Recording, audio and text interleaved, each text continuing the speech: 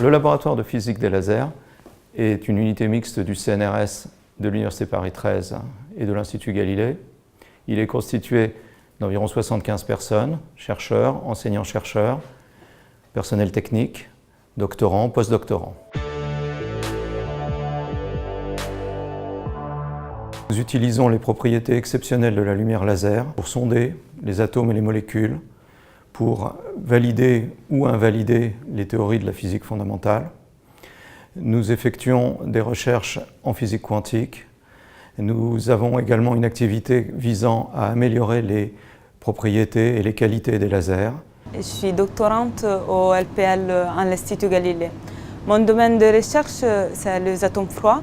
Cela veut dire qu'on manipule les atomes avec de la lumière et on peut les arrêter.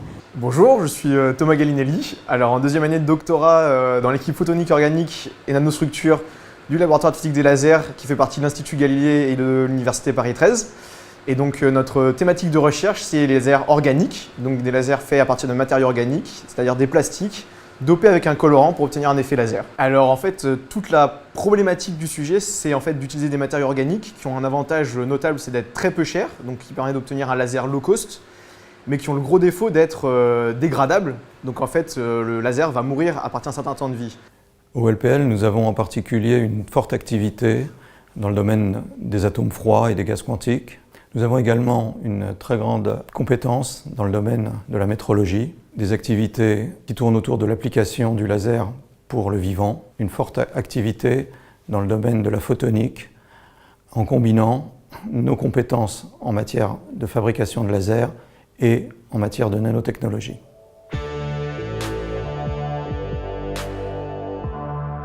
Ça sera utile pour tester des modèles théoriques.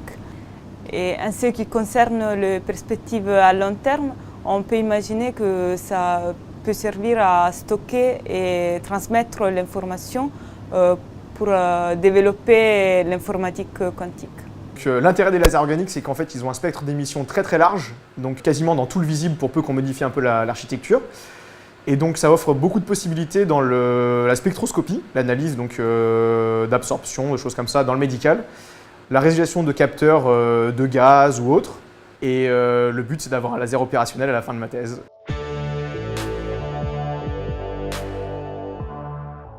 Le travail d'une doctorante expérimentale, tous les jours on fait des expériences en manip et cela implique qu'on doit avoir des connaissances à la fois en optique, en électronique, un peu en programmation. Je dirais qu'il faut connaître un peu de physique, être curieux et surtout avoir l'envie de faire de la recherche. Il y a des mots marquants dans la vie d'un doctorant au LPL en particulier. Je dirais qu'il y a un goût pour la physique très prononcé. Dans mon sujet, moi en particulier, il faut aimer l'interdisciplinarité parce que j'ai une grosse composante de mise en forme de matériaux, de chimie, mais aussi une grosse composante de maîtrise de la physique des lasers et de comment on fait un laser et tout ça. Et après, il faut aimer la recherche, la curiosité et la patience.